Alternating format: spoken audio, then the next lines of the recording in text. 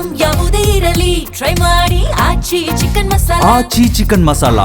ಈಗ ಸರ್ ಅದೇ Iran, Iraq, Israel ಈ ದೇಶಗಳಲ್ಲಿರುವಂತಹ ಭಾರತೀಯರ ರಕ್ಷಣೆ ಬಗ್ಗೆ ನಮ್ಮ ಸರ್ಕಾರ ಯಾವ ರೀತಿ ಕ್ರಮಗಳಿಗೆ ಮುಂದಾಗಬೇಕು? ಯಾಕಂದ್ರೆ ಯುದ್ಧದ ಸನ್ನಿವೇಶನೇ ಇದೆ.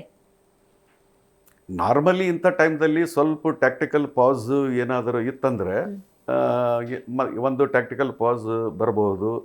ಆಮೇಲೆ ಏನಪ್ಪ ಅಂದರೆ ಒಂದು 2-3 ದಿವಸ ರೆಸ್ಟ್ ಆದ ನಂತರ ಇವಾಗ ಇದು ಮಾಡ್ಬೋದು, ಏನಪ್ಪ ಅಂದರೆ ರೀಸ್ಟಾರ್ಟ್ ಆಗ್ಬೋದು. ಅಂಥ ಟೈಮ್ದಲ್ಲಿ ಏನಂತಂದರೆ ಇಂಡಿಯನ್ ಗೌರ್ಮೆಂಟ್ ರಿಲೇಷನ್ಸ್ ಒಂದು ವೇಳೆ ಇರಾನ್ ಜೊತೆಗೆ ಚೆನ್ನಾಗಿದ್ದರೆ ದೇ ಅಲೌ ದೇರ್ ಏನಂತಂದರೆ ವಾಪಸ್ ಕರ್ಕೊಂಡು ಹೋಗ್ಲಿಕ್ಕೆ ನಿಮ್ಮ ಸಿಟಿಜನ್ಸ್ ಎವ್ಯಾಕ್ಯುಯೇಟ್ ಮಾಡ್ಕೊಳ್ಳಿಕ್ಕೆ ಅವಕಾಶ ಕೊಡ್ಬೋದು. ಬಟ್ ನಮ್ಮ Iran because of we are close to Israel, Iran ಜೊತೆಗೆ relations traditionally Iran was a friend of us for so many years. ಒಂದು 2014 ಫಾರಿನ್ ಪಾಲಿಸಿಯಲ್ಲಿ there is a shift in foreign policy. ನಾವು pro Palestine ಇದ್ದೀವಿ, pro Iran ಇದ್ದೀವಿ. Iran ಏನಪ್ಪ ಅಂದ್ರೆ ನಮಗೆಲ್ಲ oil ಅಂದ್ರೆ at lesser rate, Russia at lesser rate and at Indian currency. ಈಗ ಇರಾನ್ ಯಾಕೆ ಕೊಲಾಪ್ಸ್ ಮಾಡಿದ್ರಪ್ಪ ಅಂತಂದ್ರೆ $1 ಈಗ ನಮ್ದು ಹೆಂಗೆ 90 ರೂಪೀಸ್ ಇದೆ, ಅಲ್ಲಿ $1 ಈಸ್ ಈಕ್ವಲ್ ಟು 1,62 ರಿಯಾನ್ಸ್. ಅಂದ್ರೆ ಒಂದು ಗ್ಲಾಸ್ ನೀರು ಕುಡಿಬೇಕಂದ್ರೆ you have to pay like $1 type. So ಆ ಟೈಪು ಎಕನಾಮಿಕ್ ಸ್ಯಾಂಕ್ಷನ್ಸ್ ಹಾಕಿ ಹಾಕಿ ಹಾಕಿ ಸುತ್ತ ಅವ್ರ ಕರೆನ್ಸಿ ನಡಲಾರ್ದಂಗೆ, ಅವ್ರದ್ದು ಬ್ಯಾಂಕಿಂಗ್ ಸಿಸ್ಟಮ್ ನಡಲಾರ್ದಂಗೆ ಇಷ್ಟೆಲ್ಲ ಮಾಡಿದ್ರೂ ಮಿಲಿಟರಿ ಪವರ್ ಇಷ್ಟು ಡೆವಲಪ್ ಮಾಡಿದ್ರಲ್ಲ, ಅವ್ರನ್ನ ಮೆಚ್ಬೇಕು ಅವ್ರನ್ನ. ನಿಜ. Right sir.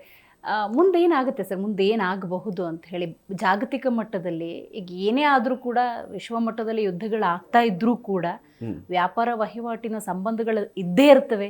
ಏನಾದರೂ ಆ ಮಟ್ಟಿಗೆ ಪರಿಣಾಮಗಳು ಬೀರುತ್ತಾ ಆರ್ಥಿಕತೆಯ ಮೇಲೆ? ಇಲ್ಲ, ಎಕನಾಮಿಕಲಿ ಯಾವ ಒಂದು ಇಡೀ ವಿಶ್ವದಲ್ಲಿ ಯಾವ ಮೂಲೆಯಲ್ಲೇನು ಯುದ್ಧ ಆಗಲಿ ಎಕನಾಮಿಕಲಿ ಎಲ್ಲರಿಗೂ ಎಫೆಕ್ಟ್ ಆಗ್ತದೆ. ಹೌದು. ಈಗ ಆಯಿಲ್ ಪ್ರೈಸಸ್ ಇದು ಇನ್ಕ್ರೀಸ್ ಆಗುತ್ತೆ. ಆಯಿಲ್ ಪ್ರೈಸಸ್ ಒಂದು ಸಲ ಇನ್ಕ್ರೀಸ್ ಆಯ್ತಪ್ಪ ಅಂದ್ರೆ it has got cascading effect ಅಂತ ಹೇಳ್ತಾರೆ. ಅದನ್ನ ಏನಪ್ಪ ಅಂದ್ರೆ 100 ಐಟಮ್ಸ್ಗೆ ಅದು ಟಚ್ ಆಗ್ತದೆ.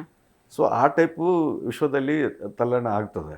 ಯಾಕಂದ್ರೆ ಅಲ್ಲಿ ಸ್ಟ್ರೇಟ್ ಆಫ್ ಹಾರ್ಮೋಸ್ ಅಂತ ಏನಿದೆಯಲ್ಲ ಎಲ್ಲ ಕಂಪ್ಲೀಟ್ ಅದೊಂದು 60 ಮೈಲ್ಸ್ದು ಒಂದು ಪ್ಯಾಸೇಜ್ ಇದೆ ಶಿಪ್ ಮೂಮೆಂಟಿಗೆ. ಅವೆಲ್ಲ ಏನಪ್ಪ ಅಂದ್ರೆ ಬ್ಲಾಕ್ ಮಾಡಿಬಿಡ್ತಾರೆ. They will allow only their friendly ಏನಪ್ಪ ಅಂದ್ರೆ ಕಂಟೈನರ್ಸ್, ಈ ಚೈನಾ ರಷ್ಯಾದ ಕಂಟೈನರ್ಸ್ ಇದಪ್ಪ ಚಲೋ ಅಂತ ಹೇಳ್ತಾರೆ.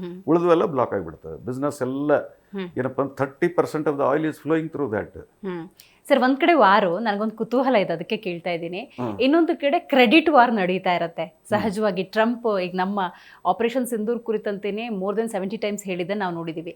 ಇಸ್ರೇಲ್ ಕೂಡ ಪ್ರಬಲ ರಾಷ್ಟ್ರವಾಗಿ ಕಂಡಿರೋದ್ರಿಂದಾಗಿ ರಿಪೀಟೆಡ್ಲಿ ಟ್ರಂಪ್ ಈ ಯುದ್ಧದಲ್ಲಿ ತನ್ನ ಯಶಸ್ಸು ಅಥವಾ ತಾನು ಕ್ರೆಡಿಟ್ ತಗೊಳಕ್ ಪ್ರಯತ್ನ ಪಟ್ಟರೆ ರಿಯಾಕ್ಟ್ ಮಾಡ್ತಾ ಇರ್ತಾರೆ. ಇಲ್ಲ, ಜನರಿಗೇನು ಈಗ ಏನಂತಂದ್ರೆ ಅದೇ ಹೇಳ್ತನಲ್ಲ, ಪರ್ಸೆಪ್ಷನ್ ವಾರದಲ್ಲಿ ಯಾರು ಸಕ್ಸೀಡ್ ಆಗ್ತಾರಂತ ಒಂದು ಪರ್ಸೆಪ್ಷನ್ ವಾರ್, ಒಂದು ಇಂಪ್ರೆಷನ್ ಕ್ರಿಯೇಟ್ ಮಾಡ್ತಕ್ಕಂಥ ಒಂದು ವಾರ್ಫೇರ್ ಏನಿರ್ತದಲ್ಲ, ಆ ಇದರಲ್ಲಿ ಈಗ ವೆಸ್ಟರ್ನ್ ಮೀಡಿಯಾದ ಒಂದು ನ್ಯೂಸ್ ಇರ್ತದೆ, ಅಲ್ ಜಜೀರಾ ಅಂತ ಒಂದು ಮೀಡಿಯಾ ಇರ್ತದೆ, ಅದ್ರ ರೀಚಬಿಲಿಟಿ ಎಷ್ಟಿರ್ತದೆ ಅದ್ರ ಮೇಲೆ ಡಿಪೆಂಡ್ ಆಗ್ತದೆ. ಸೊ ಏನಪ್ಪ ಅಂದ್ರೆ ಇಟ್ ಈಸ್ ಆಲ್ಟಸ್ now that is dead, now the regime will ಆ ಟೈಪ್ ಈ ಟೈಪ್. ಟ್ರಂಪ್ ಏನಪ್ಪ ಅಂದ್ರೆ is the first one to take credit ಅದು. But I don't think so it is that easy. ಅಂದ್ರೆ ಈಗ ಮುಂದೆ ಏನಾಗ್ತದೆ ನನಗೆ ಗೊತ್ತಿಲ್ಲ, ನಮ್ಗೆ ಯಾರಿಗೂ ಗೊತ್ತಿಲ್ಲ how it will this thing. But ಇಷ್ಟು ಮಾತ್ರ ಹೇಳ್ಬೋದು, indirectly or directly Trump has burnt his fingers.